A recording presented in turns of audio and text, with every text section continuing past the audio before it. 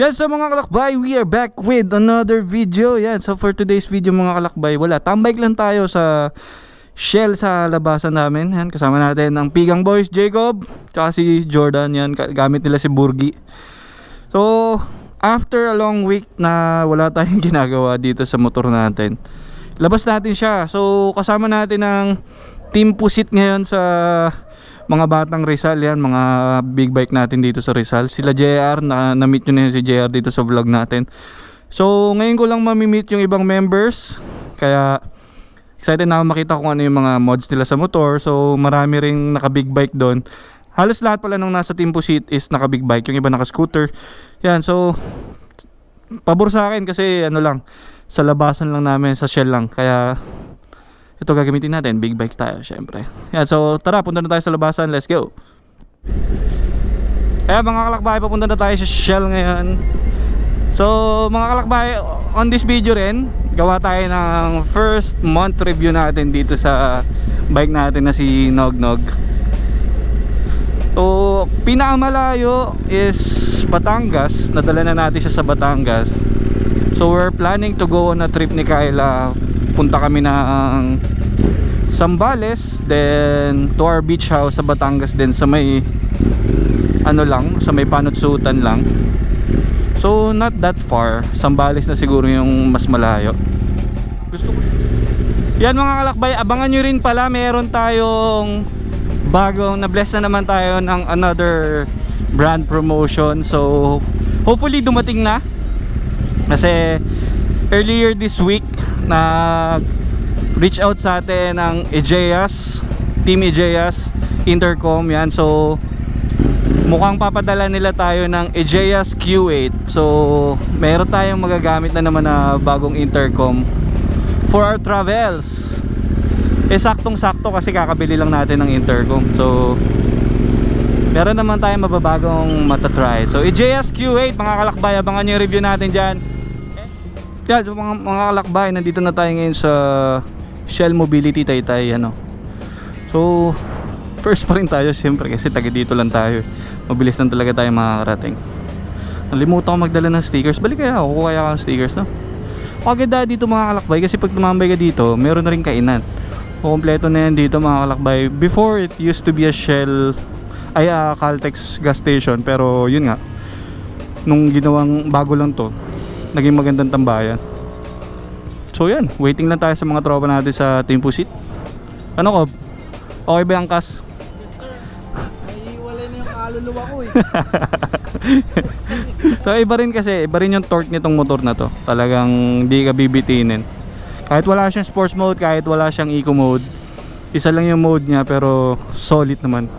Solid yan. So yan, gear down tayo ngayon mga kalakbay, let's go. Yan, so mga kalakbay, dito na yung mga kasama natin ngayon, kasama sa Team Pusit. Yan, so dito si Paul, dito si Daniel. Si Daniel malayo-layo pa from Parañaque. Yan. So, yan. Brother Paul, you know, Daniel. Yes. Malayo-layo pa from Parañaque. Yan, so line up natin, meron tayong adventure bike natin. So, si Nognog, QJ Motor, meron tayong Ninja 650. Meron tayo NK 450 kay Brother Paul yan, tas SR 450. So same engine. Dalawa. Same engine yan, no bro? Itong dalawa. Yan. So same engine. So ito yung upgrade from 400. Ito na yung sumunod, 450. So may lumabas din yan na 800. Ganda rin nun. Isa rin yung sa gustong gusto ko, yung 800. Kaso nga, mas ano natin ngayon, mas priority natin yung adventure bike kasi syempre alam mo naman si Bossing kailangan ng mangkas yan. So yun nga mga kalakbay, 1 month review natin dito sa ating SRT 800.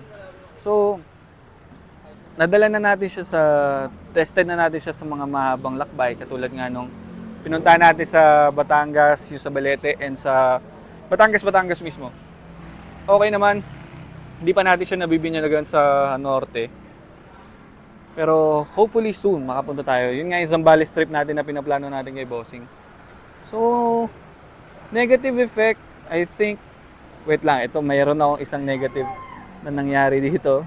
So, natumba ng isang tropa natin. Which is okay kasi at least na-testing natin tong handlebars natin. So medyo may onting gas-gas lang siya, pero that's okay. Tapos dito, sinalo naman ito. So, abangan nyo mga kalakbay, meron tayong pupuntahan by this week or next week. Makapunta tayo sa Jaycom bracket, yan. So, shoutout kay Kuya Julius.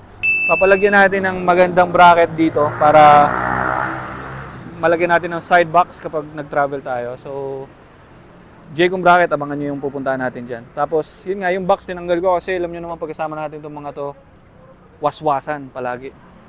Kita nyo yung mga pipe nila, oh. So, naka-arrow, SC. Mga may ingay. Isa akin, wala. B-Max, sakto lang ang ingay niyan. Pero, alam mo, ito mga kalakbay, kapag gusto mo pa ng mas maingay, bibigay din nito yung ingay na gusto mo talaga. Yan. So, ito mga sports bike, naked bike, okay na okay kung adrenaline junkie ka. Pero since yun nga, tayo medyo tito mode na tayo, kaya okay tayo sa adventure bike. Pero itong 800 SRT naman, hindi ka naman bibitinin ito sa power, panalo pa rin sa power. Kaya good deal, good buy. So yun nga, pagdating sa negative effect, I think wala naman. So far kasi 1 month, so far wala pa naman tayo na experience na ganun. Pagdating sa long ride, hindi pa naman tayo nabubutasan ng gulong. Yung shock niya, okay. Yung suspensions niya, okay na okay. Kasi Marzocchi rin yung suspension nito, kaya pagdating sa long ride, okay na okay. Tapos yung brakes niya, may mga close calls na rin ako na nangyari nung mga rides namin before. Pero yung brakes, okay na okay yung kagat.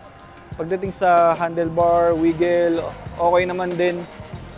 Wala siyang ganun, walang kawigil-wigil. Yung ilaw natin hanggang ngayon okay. So good choice talaga tong Zenlo lights natin galing sa JL Works. Yeah, so shoutout din pala sa JL Works kasi sila yung tumulong sa atin nung nasira yung natin, yung horn natin. So kala natin sira na, nagawa pa nila ng paraan. Shoutout JL Works. Tapos meron din tayong dinagdag pa na isa, which is this one, tank grips. Kasi napansin ko medyo nagagasgasan natin yung tank. Ganda rin. So pang BMW. Napansin ko mga kalakbay, pwede mo pala i-adjust to, yan. Kasi meron siyang parang adjustment dito. Pero hindi na, okay na tayo sa niyan. Kasi pag inano mo medyo liliyad ka pa ng konti. And syempre, meron na rin tayong plate number. Ano? Maganda setup yan. Ilagay mo sa gitna Ito na ito naka-click pero naninibak ng big bike yan. Ano yung pinagawa mo sa click mo? All stock. Ha? All stock lang. All stock lang sa kalap. Si Jordan kasi ang tagal bumili ng ano eh. Ano yun? Suzuki. Ano yung Suzuki niya? Suzuki Smash? Ano yun? Skydrive. Oh. Ikaw, kung papipiliin ka, anong pipiliin mo? SRS pa rin talaga. SRS, mga sports bike gaming. Ito, si Yuri, alam ko na SRS din pipiliin yan. Ikaw, boy. S1000 RR. Akala ko, click. Hindi, ano lang, Kawasaki. Ito yung isa sa pangmalakasan. The Prodigal Son.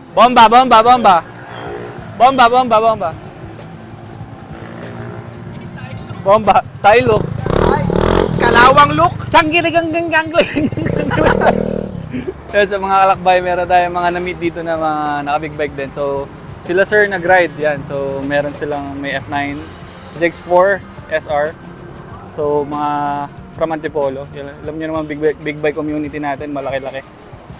Kaya, yan, batian lang. Pag ano, sir, nice bike. Yan.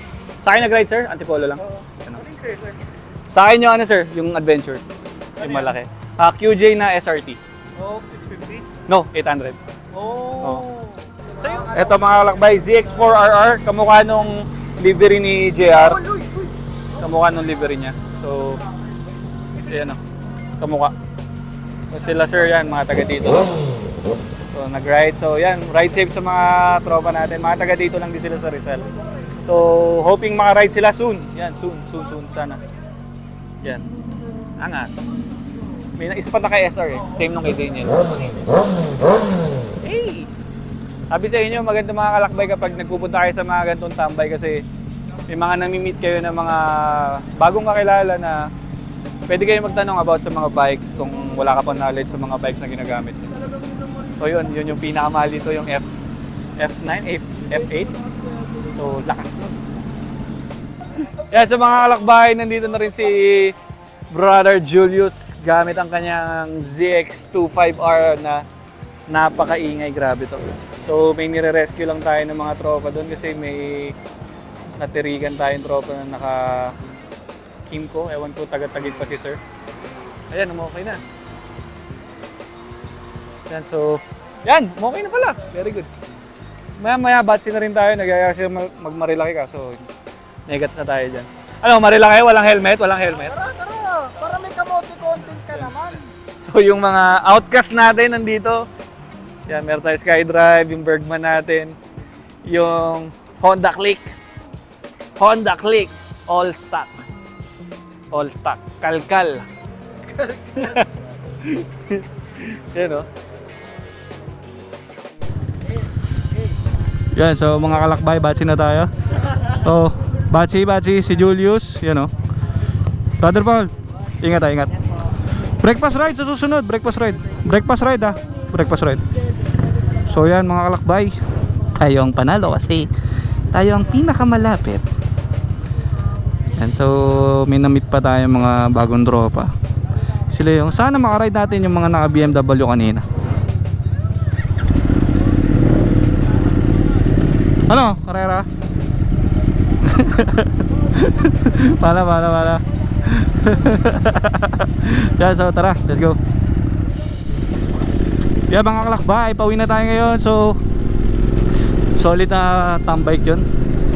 So if you're new to my channel, please like, comment, and subscribe, and i-ring nyo na yung notification bell para kung may mga tanong kayo sa motor, kung may mga matipuan kayong motor, makita nyo sa mga club natin, you can message the page.